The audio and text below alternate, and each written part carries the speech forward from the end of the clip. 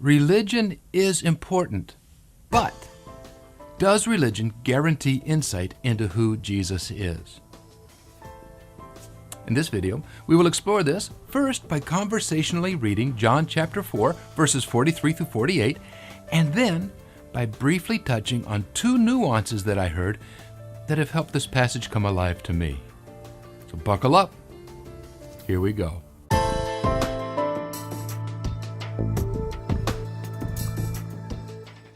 My name is Charles Yerkes, and this is the Simple Not Shallow YouTube channel. And the whole purpose of this channel is to help you relate to the Bible by helping it come alive to you, one reading at a time. Now, and if you like what you hear, please click that like and subscribe button, and then make sure to tag that little gray bell icon that pops up and tell YouTube that you want to be notified each time a new video is posted. So, is religion a guarantee of insight into who Jesus is?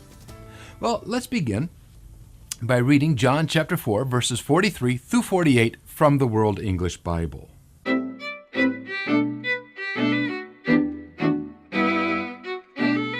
After the 2 days, he went out from there and went into Galilee. For Jesus himself testified that a prophet has no honor in his own country, so when he came into Galilee, the Galileans received him, having seen all the things that he did in Jerusalem at the feast, for they also were at the feast.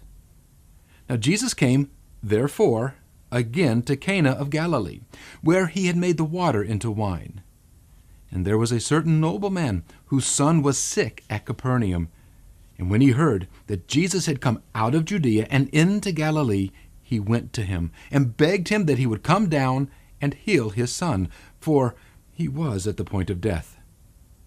Jesus therefore said to him, "Unless you see signs and wonders, you will in no way believe."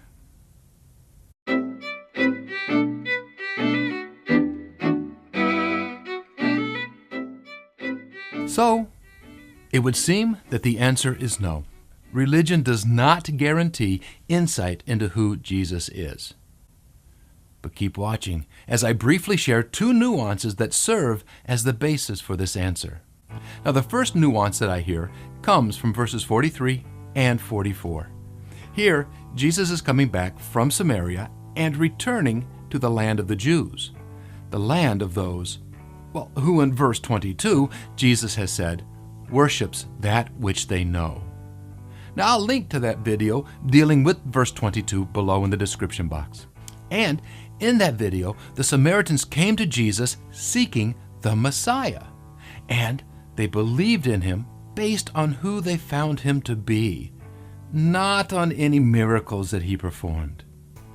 And here, in verses 43 and 44, he enters Galilee while telling his disciples that he will not be as honored as he was in Samaria. He would not be as accepted for who he is. Now, isn't that both sad and ironic?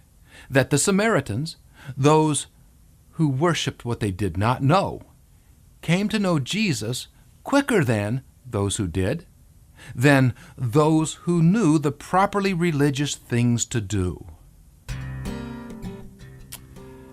Nuance number 2. Now, this comes from the word so that's found in verse 45. So when he came into Galilee. Now, this word, translated as so, is literally the word therefore, meaning that this passage could be read as, therefore, when he arrived, the folks welcomed him because of all the signs. See, they were welcoming the possibility of seeing more signs and wonders, not himself. See, they did not care to get to know him. They just wanted a miracle, a thrill, and a handout. And, therefore, no one asked him to stay with them, as had the Samaritans. And in verse 46 it says, he therefore came again to Cana. And therefore, in Cana, a certain nobleman came wanting yet another sign, a wonder, a mere miracle.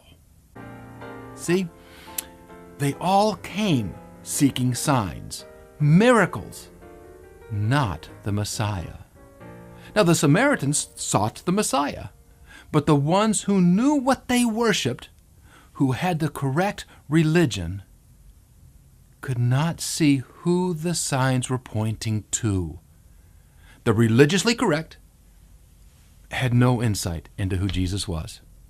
And therein lies the danger for those who focus intently on the miraculous, the signs, the blessings, the prosperity, or even on spiritual gifts. See, they can become so transfixed on seeing the neat and the cool and, the beneficial things that Jesus can do that they do not look past them to see Jesus himself. They get lost in a religious world and miss out on knowing the one to whom the religion points. Now this makes verse 48 even more poignant. Unless you see signs and wonders, you will in no way believe. It's like he is saying, is this really all you want? Just another miracle? I have so much more to give. I have a living water to give you, and all you want are these trinkets.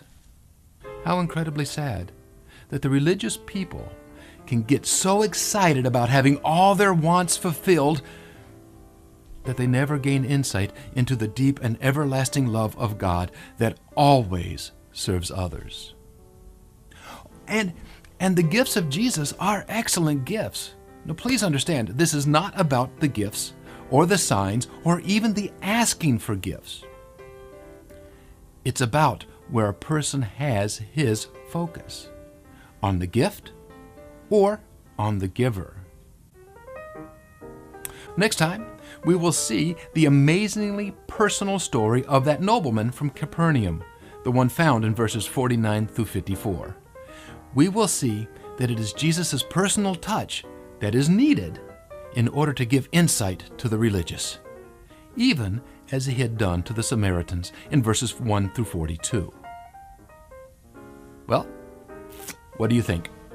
Do you find it intriguing that the Bible shares that it is the unreligious of the day that came to know Jesus first, and that the religious were somewhat blinded by their religion, merely wanting handouts, when Jesus wanted to give them so much more? Do you think this happens today? Do we allow being blessed, living in blessing, and even having certain spiritual gifts get in the way of knowing Jesus? Please tell me what you think in the comments section below. Also, if you like this video, please click that like and subscribe button. And after you click that subscribe button, make sure to click on that gray bell icon that pops up. This will tell YouTube that you want to keep informed each time a new video is posted. Thank you. And until next time, love simply, love wisely, and love well, for that is where excitement and meaning in life dwell.